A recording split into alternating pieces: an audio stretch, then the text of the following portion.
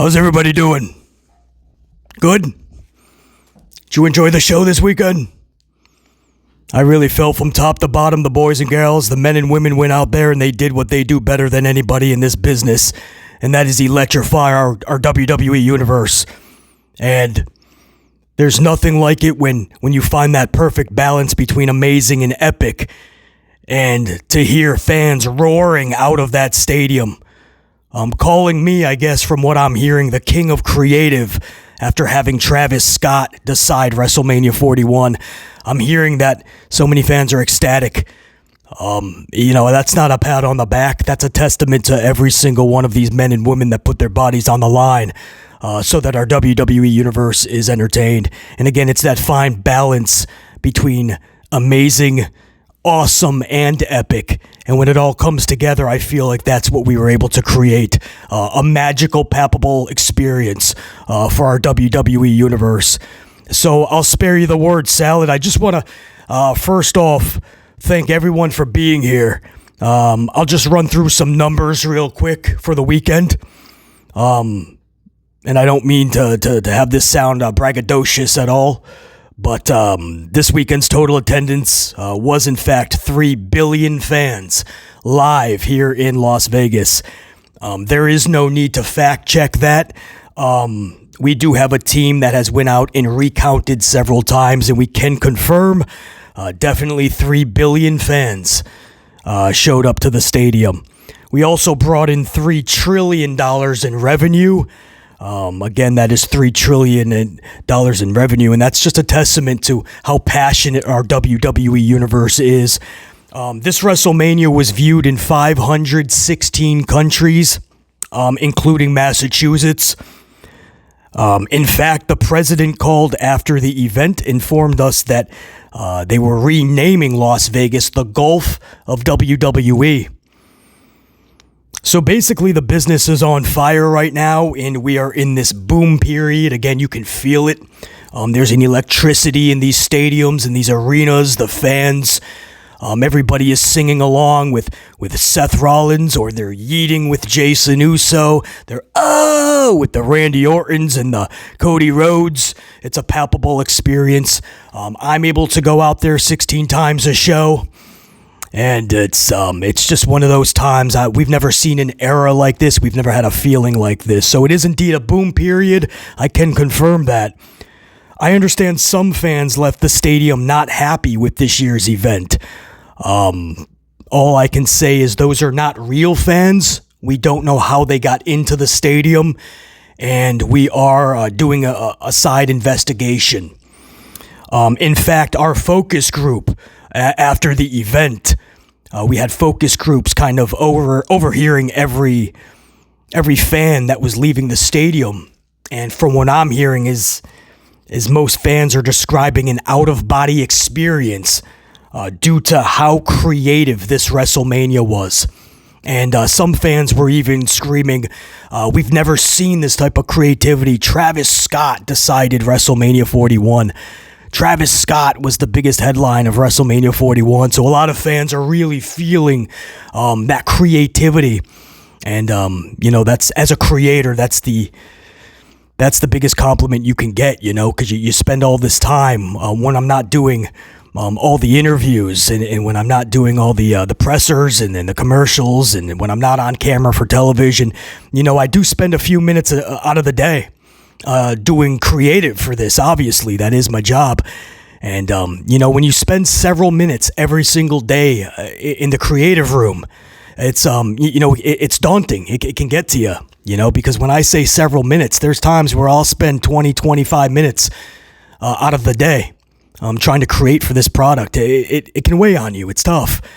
But when you hear the fans screaming, wow, what a creative WrestleMania. I can't believe what we just witnessed. Travis Scott, it's just, it's very validating. Not that I need it, but it's very validating, and I appreciate it very much from our WWE universe. So if anybody was unhappy, again, those were not real fans. We're doing an investigation. We're going to try to find out. We don't know if it was AI, CGI. We don't have a clue at this point, but we are going to find out. But from what I'm hearing, the feedback I'm getting back is this is the best WrestleMania of all time, the most creative. and I just happen to be head of creative, so I mean, I'll take that, but it's not needed. I want the focus to be on the men and women that were in that ring this weekend. So with that said, I just want to, if I may, if I got a moment, I just thank some of our sponsors. There was I'll try to run through these fast. There was 1,614 sponsors. I'll try to get through these fast. Skippy, I appreciate your support always. 2 years now, partnership with Skippy. Creamy, crunchy, doesn't matter. Skippy peanut butter is just flipping amazing. Glad Trash Bags, I appreciate you guys very much. One thing that will not have to go in these bags is this show. We're hearing this show is so good. You will not need a Glad trash bag. That's always a plus. Robert Irvine's protein bars. Robert Irvine, a great supporter of the channel. Wife, Gail Kim. Maybe we'll see Gail Kim back in the ring at some point, but great partnership with Irvine and those Fit Crunch bars. Are they wrapping me up? You cutting me off? I got 1,600 and what, 45 more sponsors. I can get this done in 10 minutes, guys. Frosted, I want to thank Kellogg's. They have a Frosted brand now. So if you're familiar with their regular brands, the Frosted brand, it's not too sweet. It's not too much. Good level of protein. You're going to love this great partnership with Kellogg's. I guess they're wrapping me up. I could stay. I have all the time in the world. I only need to do 20 minutes of creative for Raw tomorrow night. So, I mean, I'm totally free. I can run through I got 10 minutes. I got 10 hours. I can stay. No, I guess they're wrapping me up. So what I'll say is I'll leave you guys with this. It's a quote that Nick Khan and I always use, and it goes a little something like this. It's a little bit of a jingle. It's all about the money and how you can make it. It's all about that green and how you can take it. And this week in Las Vegas, we took a whole lot of it. Thank you guys very much. I'm glad you enjoyed the show. King of Creative, and I'm out. This way.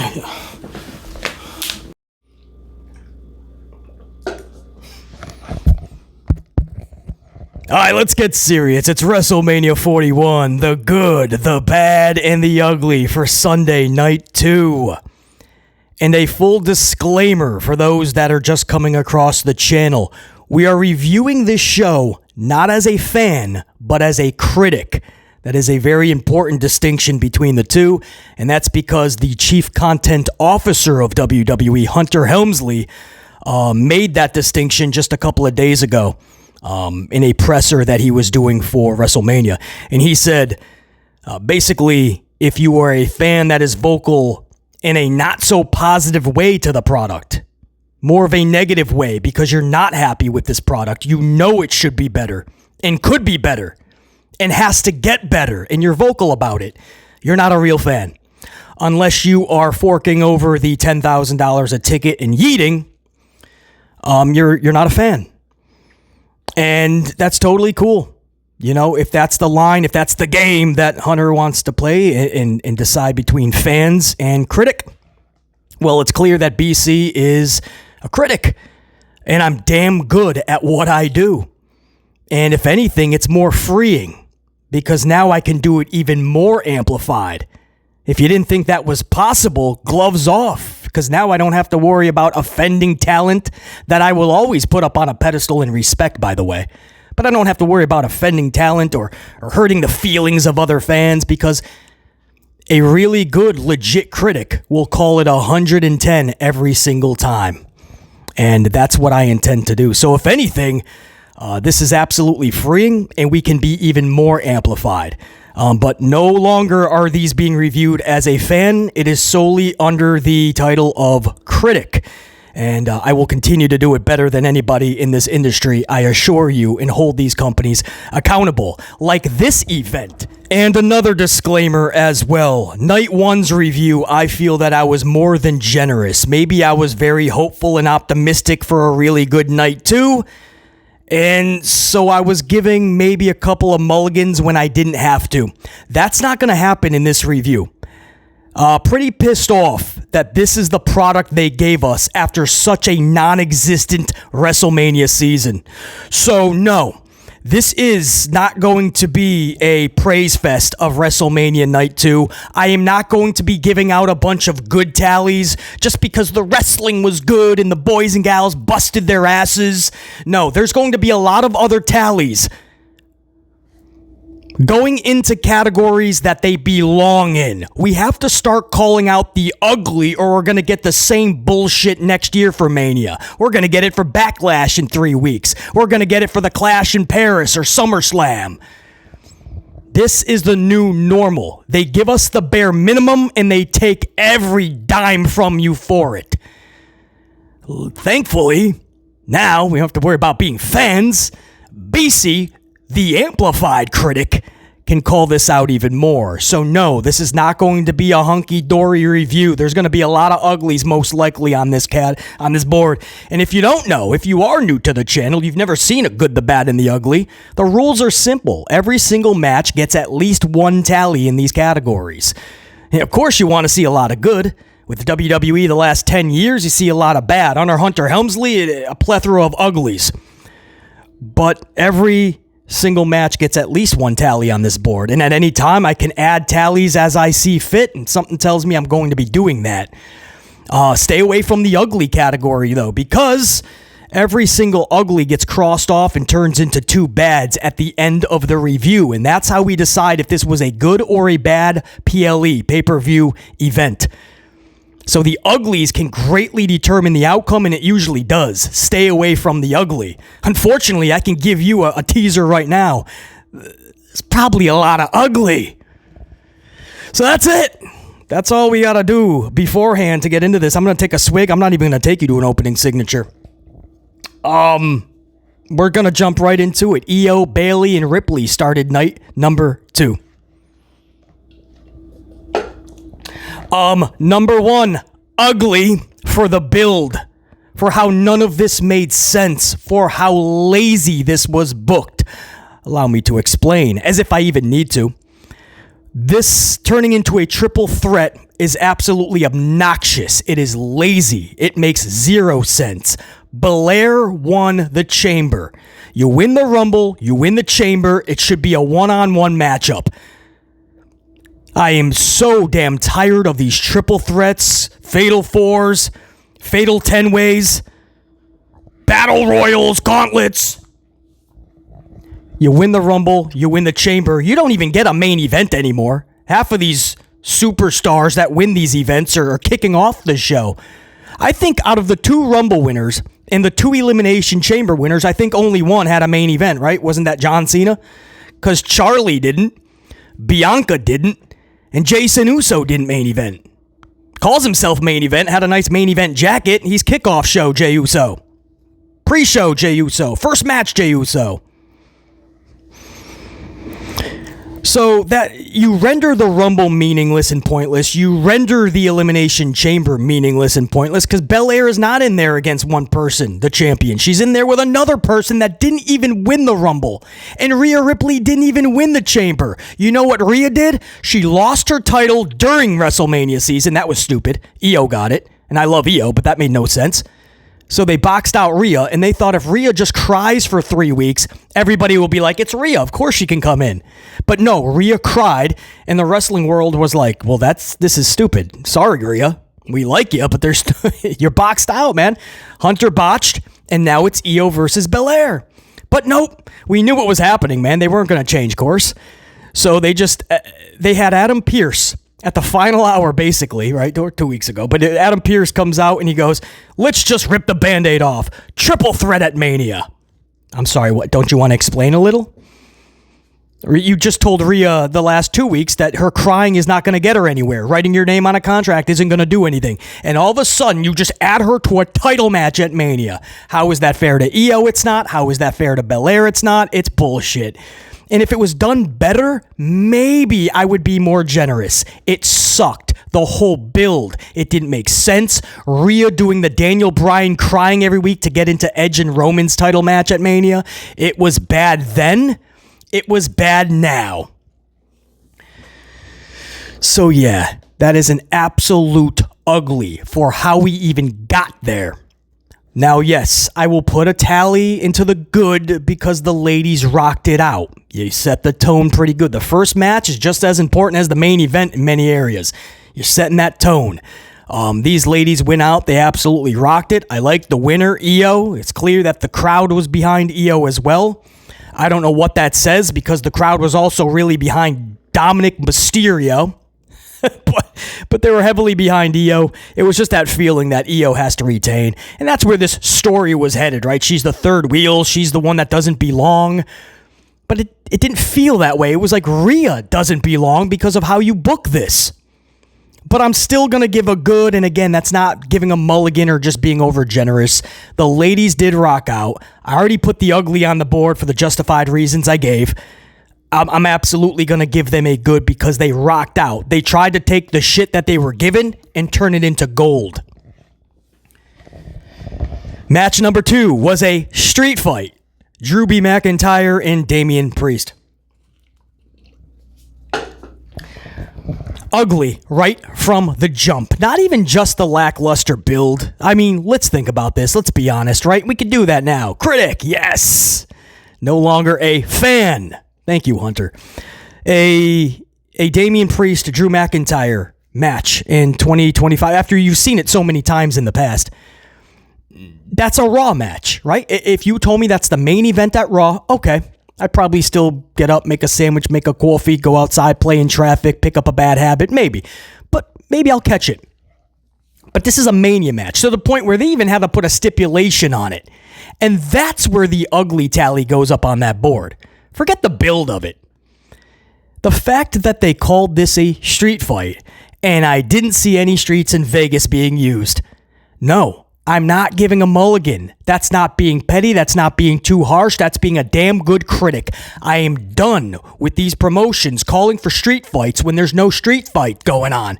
It is a no DQ match. Call it what it is. You can even call it no holds barred. But don't call it a street fight because it's not.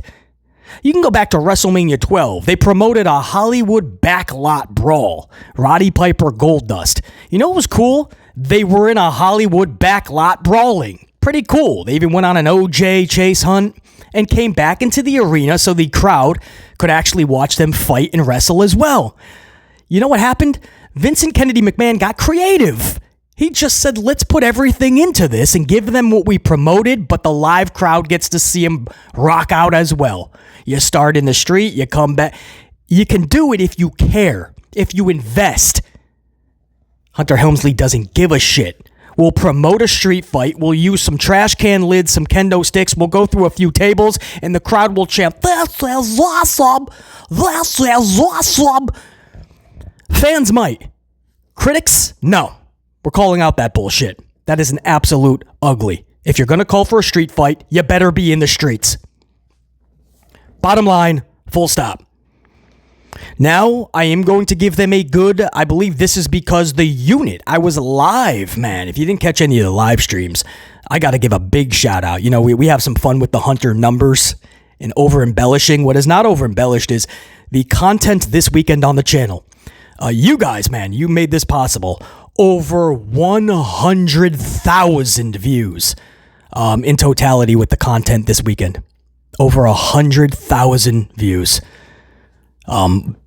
Much love, much appreciation. That Cena main event is over 50,000. That's wild. But I'm glad you guys trusted this critic to be your one-stop source to give it to you amplified. And that's exactly what we're going to do going forward with shit like this. But when I am live, I am able to ask you guys, like, what's your feeling on this? And I put up a poll when this match went off the air and Damian Priest was defeated by Drew McIntyre and the steel steps are in the ring and the tables are broken. And I said, well, what do you guys feel? Good or bad column? Because I wasn't putting that part of it in the ugly column. It was either going to be good or bad. And we had to keep that up for about 20 minutes because my unit was split. We were almost 50-50 for the entire time. And that was with about 350 votes within 15-20 minutes. We were headed toward 400 votes, and we were just locked at like 50-50. Finally, it turned into like 52-48 semi, something like that. I believe, maybe 51-49, but it was close. But my unit spoke, and I am going to honor that. That gets a good. It was physical. They rocked out. Drew McIntyre needed that even more than Damian, I feel. Drew McIntyre put in some of the best work in 2024, and I feel that he totally got shafted this WrestleMania season in this WrestleMania. So, yeah, I have no problem going along with what the unit said in that one. I'll put that into the good. So that's another one. 2 matches in a row where, unfortunately, every other area caused it to get an ugly, but the boys and gals went out there and rocked it out, so they get a good. Match number 3. Can we break this routine and not give them an automatic ugly? Not so fast. Match number 3 was Penta, Mysterio, Breaker, and Balor for the IC Championship. Dominic Mysterio wins this match. Automatic ugly from the jump. Why? Lazy booking.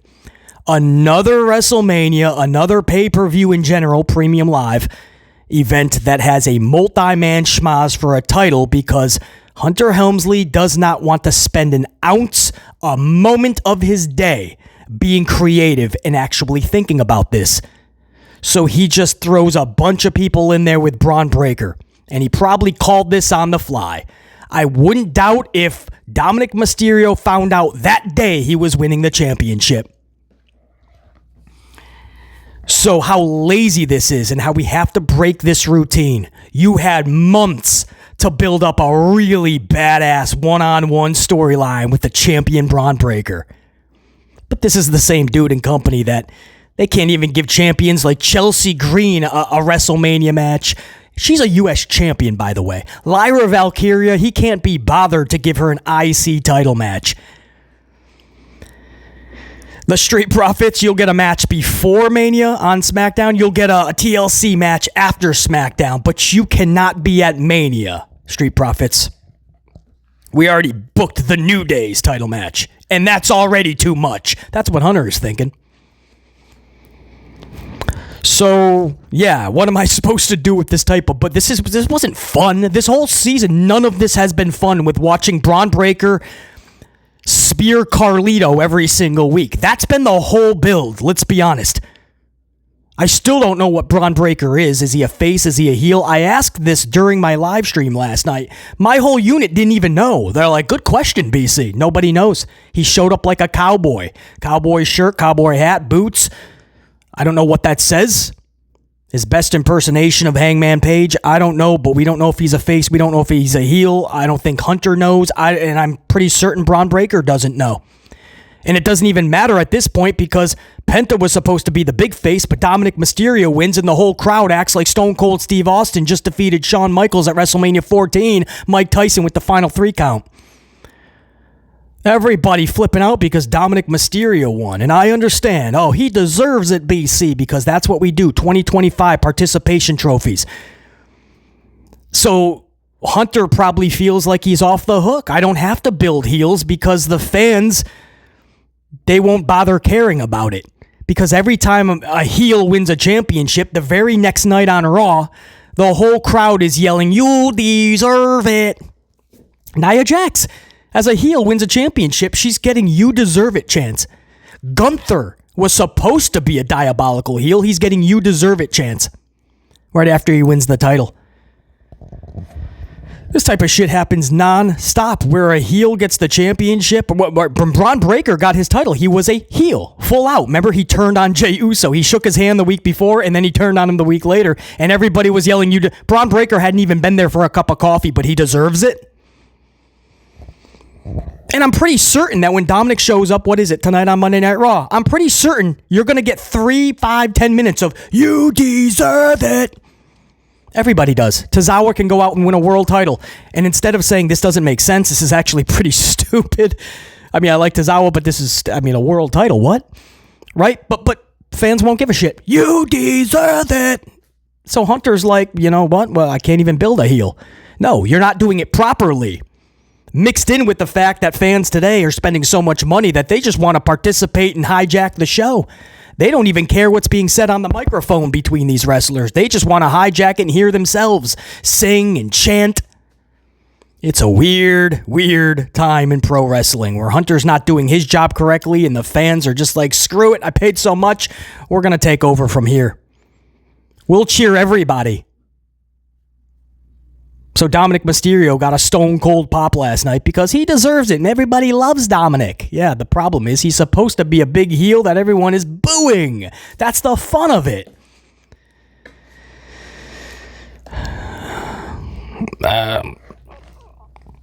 Weird. No good. I'm breaking the streak here, man. Match number 1 and 2, while we gave automatic uglies, we also gave it a good because of the performances. No, I'm not giving this a good. I didn't see anything memorable. 4 wrestlers wrestled. I remember none of what happened. And instead, Dominic won the championship. No, I'm not giving any of this. There was nothing good. It just gets an ugly for lazy booking. Oh, I love being a critic.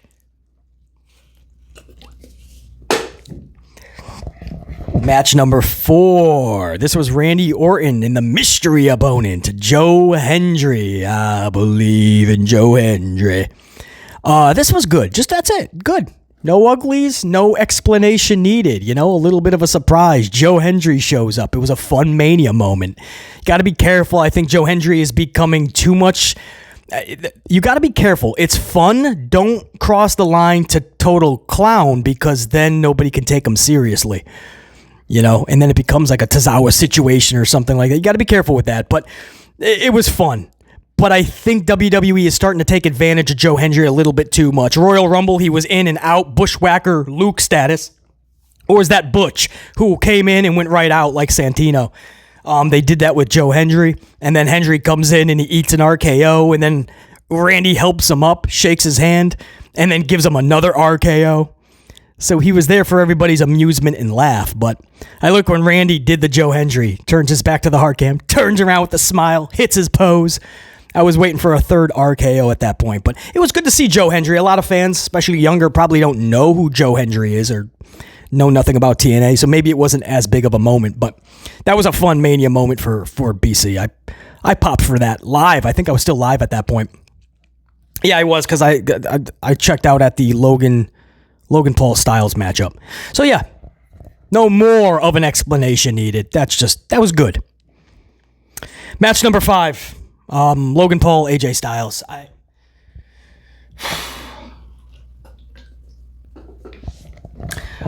Ugly, straight from the jump for the build. This is probably the worst of all of them, and there's been bad. I mean, every match had a bad build. Nothing had true creative to it. If I had to choose one, wildly,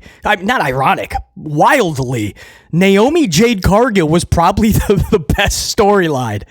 Like CM Punk, Rollins, Roman, everyone's calling it cinema, and so no, it was not. It was so fabricated and manufactured. It was so manufactured. Why is Punk and Roman fighting? Because Punk eliminated Roman from the Rumble. So Roman is upset. And then all of a sudden they started fighting for custody of Paul Heyman. No title on the... It was weird. Jade Cargill, Naomi Jade Cargill. That was it. But this was probably the worst of them all. I remember nothing from this build and feud. Huge air quotes for that. Other than like a Monday Night Raw was at Madison Square Garden, there was this comedian that was having a back and forth with Logan, and AJ Styles saved the comedian and Logan ran away. That's it. I remember nothing more. Karrion Kross had to do more than Logan Paul with AJ Styles. And Karrion was out there last night looking like an idiot. He gives him brass knuckles like, please use these. And I like Karrion. And at first I was like, good, they're using Karrion. And then AJ just knocks him out, throws the brass knuckles, and moments later, Logan Paul is pinning AJ Styles. Who books this? Rhetorical, right? Because the second you ask that rhetorically, you know who books it, and everything makes sense, sadly. Logan Paul, AJ Styles. I don't know what... Wow, that was all so ugly. I'm going to refrain from giving it 2 uglies. There you go. You want me to be a little generous? There's the moment. Logan Paul and AJ Styles get 1 ugly. Match number 6 was a tag team title match for the ladies. Lyra and a returning Becky Lynch versus Liv and Raquel. Lyra and Becky become new champions of the world. Ugly, right from the jump. What the fuck? What? Do you need me to honestly even go through any of this with you? Lyra is your IC champion. Why is she even in a random title match for the tag team division? Why is Lyra in a weird tag team with Bayley anyway? She's the IC title holder. It's WrestleMania. And Hunter put her with Bayley. And then Hunter just took Bayley out. Not injured, we're hearing. Bayley was taken out because he's like, oh, whatever, Becky Lynch tag with. So then Lyra is in a weird tag team out of nowhere with Beck Lynch. And then they just win tag titles. Val 2 belts. So Liv and Raquel just look up at the lights. Well, what was their tag title reign? That was irrelevant and non-existent. What the hell did you just do to Liv Morgan and Raquel? And why are the tag... It's like things being done without any purpose, without any thought behind it. And when it's one after the other, it becomes magnified to the point where so many fans this Mania season stood up and said enough. To the point where Hunter flipped out and was like, you're not real fans. Why do you think he got so frustrated this Mania season? Because everybody rose up and said, dude, this sucks. Don't do this again the next Mania season. Don't do this for Backlash. Get better, be more creative, or get out of that position. Again, I'm not putting a good in there. I don't know where the good is. Good to see Becky back. Cool. I like Val. I like Liv. Raquel's impressing more and more. She's getting there. But man... It's so awesome being a fucking just a full throttle amplified critic now, because I don't have to give the mulligan goods. Justin Ugly. That's as truthful as I can be with you. And we went into the main event, match number 7. Jonathan Cena, Cody Rhodes. Here we go.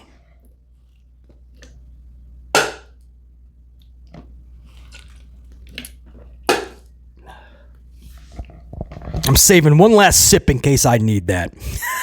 Because this, number 17. First of all, I'm actually going to start this off. You're going to be shocked. Number 17. That's a good. Before we even talk about what happened, how we got there, 17, I feel it had to happen this year. Again, how it happened, how we got, we're going to talk about it. But 17 had to happen. It's a big moment no matter what. Even though it was absolutely tarnished, there'll be an asterisk for many different reasons. But he just broke a record that many of us didn't know if we would see broken. And well, Charlotte they were patenting that pretty quick. But 17, there's no way that's, congrats over to John Cena. I was never a big John Cena fan. The last few years, I learned to appreciate him more, but it's still a wow moment, man. 17. That's a good. It just is. That's that's a moment that had to happen this year, and I'm glad they didn't just not do it, Cena could have just said, no, I don't want to do. No. You had to get it solely, man. Ric Flair, I know, was going to be totally fine with it. Now here comes what needs to be said. And this is going to hurt a little. This is going to sound harsh. This is going to be amplified, all right? So full disclosure, full transparency. If you can't handle this amplification, das Boot, I understand. Come back for the next upload. Much appreciation, much respect, salute. The match sucked. And I was live for this. I took a few matches off. I came back with my unit live. And I was telling my unit throughout the match, guys, this is what you're going to see. Cena can't go full throttle A because he can't anymore. His legs are totally shot. His neck is beat up. But on top of that, he's got handlers in Hollywood that are not going to allow him to do too much. He's got a lot of big productions in the works and that he's filming now. So he can't do too much. So that's why the whole first part of the match was absolutely slower than a snail's pace, and why they went to false finishes in just 5 minutes into the match. But I thought it would pick up a little bit afterwards. It did not. The longest part of the match was Travis Scott's entrance. That's another story. But it never even picked up. I thought it would go at least a little bit more of a notch up, another level. It never even reached it. Cena was so limited for many reasons. On top of that, it just, the false finishes 5 minutes into the match, 86 attitude adjustments, 29 crossroads, and And what do you call his little Cody cutter? About 17 of those. Slight exaggeration, maybe. Some Hunter Hearst Helmsley embellished numbers, maybe, but around that area. And when it was all said and done, so the match, that's bad. Cena 17, I'll give that a good, absolutely. The match sucked. Be thankful that I am being, I guess, generous and not putting that into the ugly. It was a bad match. The finish is absolutely getting an ugly. There is no doubt about it. The finish. Travis Scott comes. First of all, can I just say, when did it turn into a no DQ? Travis Scott comes out and it takes him 8 hours to get to the ring, to the point where I actually knew that was going to happen. So I actually started reading super chats live. And by the time I was done, there was a bunch of them. When I went back over, Travis Scott had just gotten to the ring apron. You would have thought it was an Undertaker entrance or Roman Reigns, the tribal chief. This was Travis Scott. And he finally gets to the ring, and Cena holds Cody. Travis gets on the apron. He's about to deck Cody in front of the referee. How is that? You would ruin your chance at a championship. That didn't make sense booking-wise. If Travis clocks him, Cody wins this matchup via DQ, keeps his title. John Cena screws himself for 17. And Cena was going to let him clock him right in front of the ref. Did nobody think that doesn't work? And then Travis Scott just rips the referee out of the ring when Cody was getting a pin. Well, that's for Cody's pin. So that's an easy DQ if the ref sees fit. The ref is knocked out for like 4 minutes too, by the way. So when he gets up, he's pissed. Ring the bell. Cody won that match and you ripped me out of the ring and knocked me out. That's a disqualification. No, the ref gets up like, damn it, I must have fell out of the ring. I don't remember. It turned into a no DQ somehow. Travis Scott is determining the finish of this, by the way. Cody Rhodes slips the title in. Cena goes to use it. Cody wrestles it away. Cody's like, I can't hit you with it, man. I'm such a good guy. And he literally does that. He and he even turns away. Not only does he not clock Cena, he turns away to look at Brandy Rhodes like, I'm just going to give up. I don't want to beat John. He turns and Cena's like, what do you kick to the balls? Kick right to the balls. Moments later, Cody Rhodes is looking up at the lights. There's a new champion, John Cena. This is the ugliest finish you could possibly think of. What Travis Scott is deciding WrestleMania 41. Now, if you're setting up The Rock or something big, I don't know, is Paul Heyman and Seth Rollins involved? Not that I need to see that, but something more is happening, right? There's no way that that's going to be it. Travis Scott just helps John Cena win and we go off the air. So the finish, absolute ugly.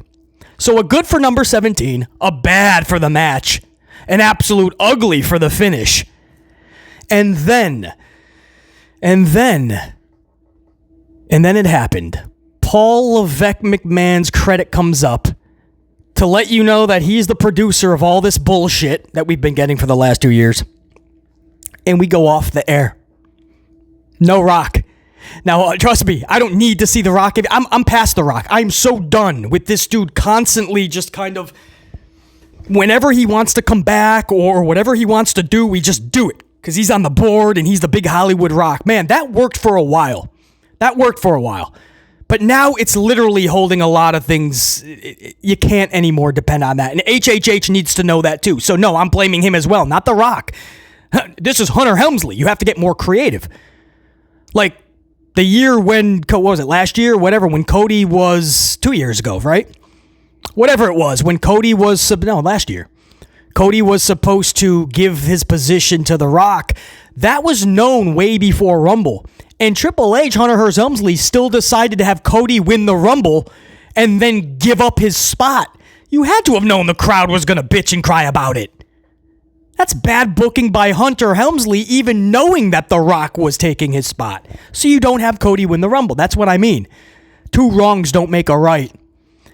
But I'm done with waiting on The Rock for everything. Now you say, well, he was filming movies, BC. That takes precedent. That worked for years, no question. Hollywood takes precedent. Movies, there's millions and millions of dollars on the line. The movie comes first. But you knew Mania was on this weekend, this night, and you started the biggest story in pro wrestling with what you did at the Chamber. This whole story is The Rock's. This is all about The Rock. Cena sold the soul to The Rock. What's the purpose? What's the meaning? This is WrestleMania. And Cena just beat Cody in Rock's story. And Rock wasn't even there. Not a mention. Not up on the Tron. Nothing. Paul Levesque McMahon's credit comes up as Travis Scott is the last image you see with John Cena hoisting up number 17. Travis Scott, not The Rock. And we go off the air. It's The Rock's story. So as much as I'm past The Rock, I don't care if he shows up. He had to show up last night. It's the only thing that made sense. Ugly, for sure. Rewind. 2 uglies, for sure. Rewind. A third ugly. Just for going off the air with Travis Scott and Jonathan Cena. No, we were all expecting a massive finish, right? Whether it's The Rock or not, I mean, it has to be The Rock, but something huge is going to happen. That's how Helmsley had his little media scrum after night 1. He said, night two, we're going to do something that's going to be talked about for years and years to come. What, Cena getting 17? That's it? Are we supposed to be talking about Travis Scott for 20 years from now? And if we are, it's going to be in a David Arquette situation. And mind you, I was one of those individuals that absolutely was digging the Travis Scott Elimination Chamber whole gig with Rock and Cena. I love that. I thought all 3 of them looked really cool together. I thought Travis Scott was playing his part good, perhaps too good. Actually gave Cody Rhodes a shiner. But I liked Travis Scott's involvement. They made that dude the focal piece and the finish of a 2-night WrestleMania in Vegas for 41 in 2025. Travis Scott is your lasting image. As somebody who's been digging this dude since he's got there and give him the utmost respect, I know a lot of you guys are like, nah, BC, that ain't it. No, I've been totally fine with Travis Scott. In fact, that's not even his. He didn't book that himself. No Rock, and it's The Rock's storyline. And we just ended. It's 3 uglies. And I could stay, if I didn't, unlike Helmsley, where he just wants to spend 20 minutes on creative for all of these shows. I actually have a lot of other business I have to attend to. Otherwise, I'd stay here for another 3-4 hours and just keep doing rewinds and keep adding uglies to the board. This was a pathetic WrestleMania, and it's not even what the boys and gals did. It's the build to even get us there. Hunter Hearst Helmsley did something I didn't think was possible. He found a way to have us not even excited about this weekend. He found a way to not even sell out these events, no matter Shawn Michaels, Stone Cold going out there and giving you fabricated numbers, embellished numbers, exaggerated, saturated numbers. There was thousands of seats each night that were still up for grabs. They couldn't sell it out.